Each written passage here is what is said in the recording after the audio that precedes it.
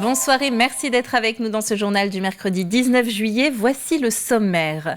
Une voiture tonneau pour sensibiliser au port de la ceinture et à l'importance d'avoir un habitacle bien dégagé.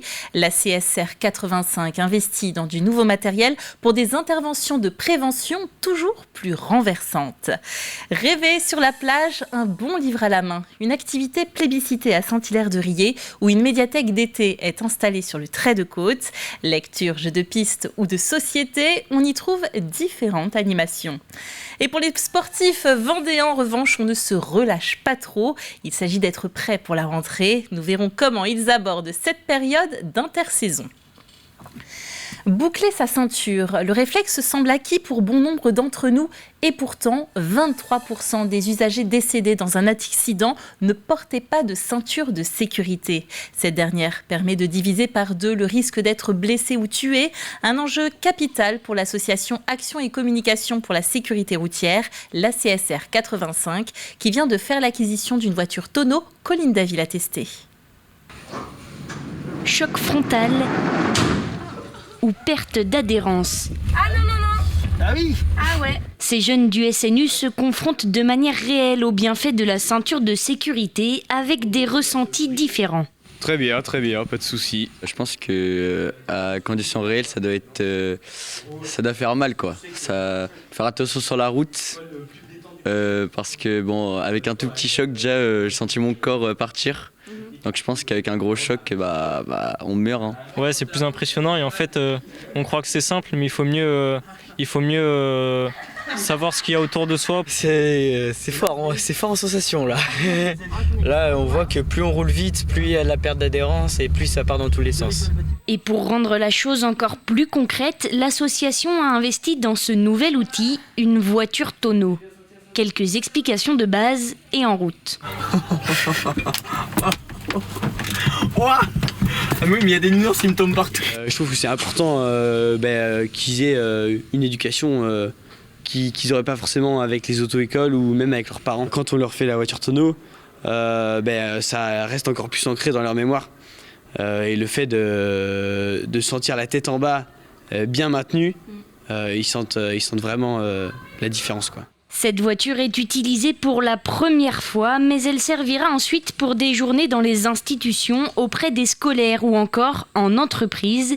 Objectif, sensibiliser sur des pratiques de sécurité pas forcément étudiées à l'auto-école. Sur le fait de bien ranger sa voiture. Alors que ce soit chez les jeunes, mais que ce soit aussi dans les entreprises, que les véhicules d'entreprise soient toujours bien rangés. Parce que quand on est amené, ou quand la voiture est amenée à faire une sortie de route et éventuellement à faire un tonneau, une caisse à outils ou un ordinateur portable pour un commercial qui va aller valser un petit peu dans la voiture et éventuellement blesser le conducteur, il est important de rappeler aux gens de bien ranger sa voiture. D'autant plus important qu'en France, 10% des accidents se terminent en tonneau. Et rappelons que l'absence de ceinture est la 4e cause de mortalité sur les routes en France. Le ministère de l'Agriculture peaufine sa stratégie de vaccination contre l'influenza aviaire. Jusqu'à 80 millions de doses de vaccins, à raison de 2 par animal, doivent être injectées aux canards dans les élevages commerciaux à partir du mois d'octobre. Une mesure qui s'accompagne de beaucoup d'autres pour acheminer, distribuer et effectuer la surveillance post-vaccination. Les producteurs de volailles bénéficient en outre de nouvelles aides qui ne font pas toutes l'unanimité. Écoutons ces propos recueillis par Grégoire de Châtillon. C'est des dispositifs vraiment pas adaptés, vraiment trop longs. Voilà, sachant que sur cette vague, il y a un rabotage du niveau d'aide quand même. Donc ça, on va le redire aussi au préfet de région, mais au ministère. Voilà, il faut corriger aussi la barre pour qu'au moment du solde de ce dispositif, tout soit remis à l'ordre. C'est une bonne nouvelle parce que beaucoup d'éleveurs sont aujourd'hui dans l'incertitude. Beaucoup ont repris de la volaille mais ont été vides pendant plusieurs mois. Et il faut aussi que ces vides sanitaires-là qui ont été rallongés puissent être indemnisés pour que les éleveurs puissent tirer un revenu.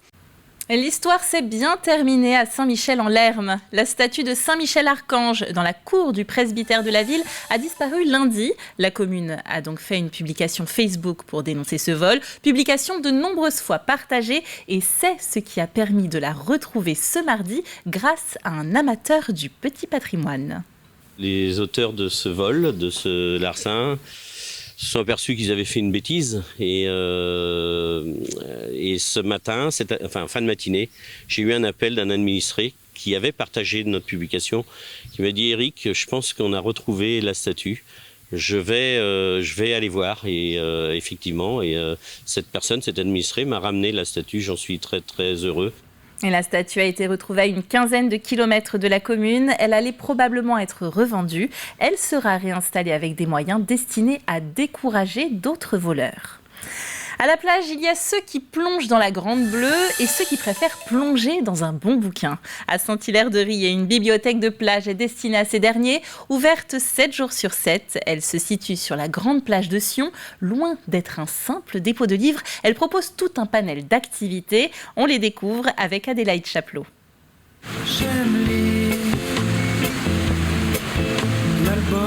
Lire au plus près des vagues. Comme chaque année à Saint-Hilaire-de-Riez, la médiathèque prend ses quartiers d'été sur le trait de côte. Une bibliothèque de plage qui attire les touristes comme les locaux. Tous les étés, maintenant depuis le début des années 90, puisqu'on a commencé au début des années 90 sur 15 jours et elle était sur la plage.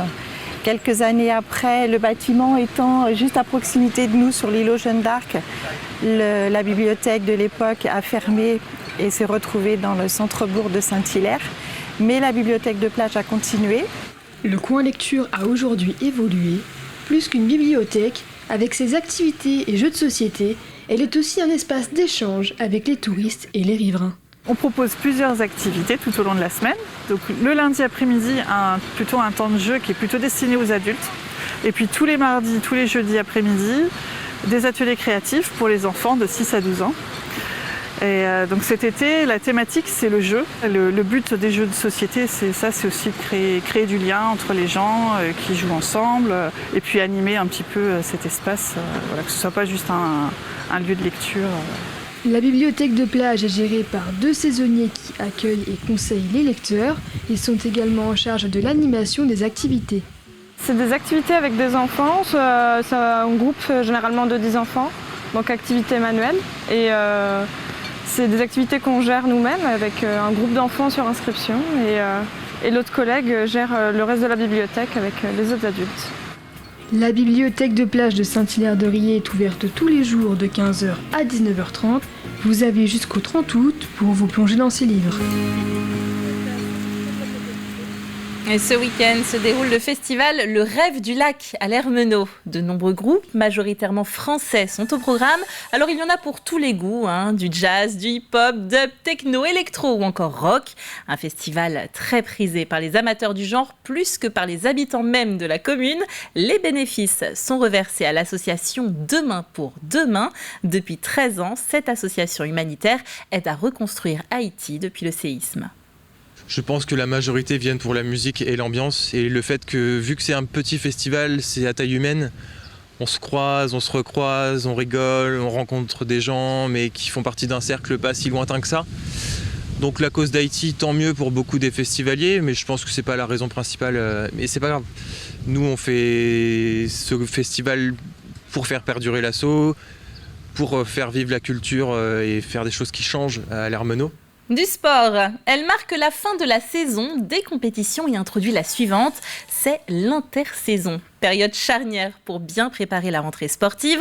Les professionnels du sport s'entendent pour dire qu'il ne doit pas y avoir de coupure autre qu'une éventuelle pause de 10 à 15 jours maximum. Alors comment nos sportifs vendéens gèrent cette période ? Colline Davy a suivi les footballeurs du club des Herbiers et des handballeurs de Pouzauges pour le savoir.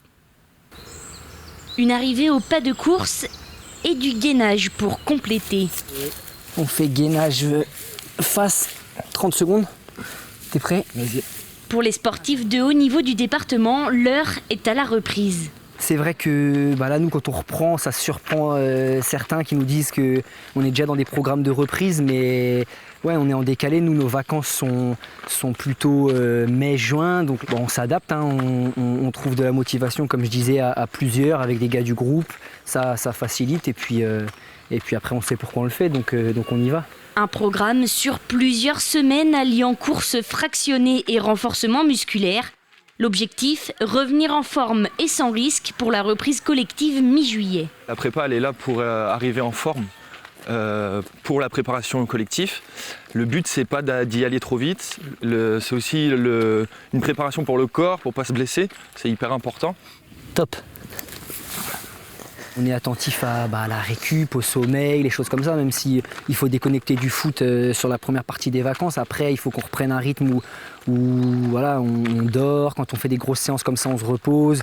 Hydratation, les choses comme ça, mais un peu, voilà, c'est des choses un peu classiques maintenant sur la préparation un peu invisible. Donc on est habitué et maintenant ça roule. Hein. Autre terrain, autre sport, mais même calendrier. Les handballeurs de Pouzauges sont en plein travail individuel et leur préparateur physique a lui aussi repris le travail. C'est lui qui prépare le programme et qui assure le suivi. On a un travail de renforcement musculaire principalement, un travail cardiovasculaire également, et un travail très important surtout à ce niveau-là, vu qu'on a une charge de travail très très conséquente. Donc le travail qu'on appelle nous prophylaxie, donc c'est de la prévention blessure.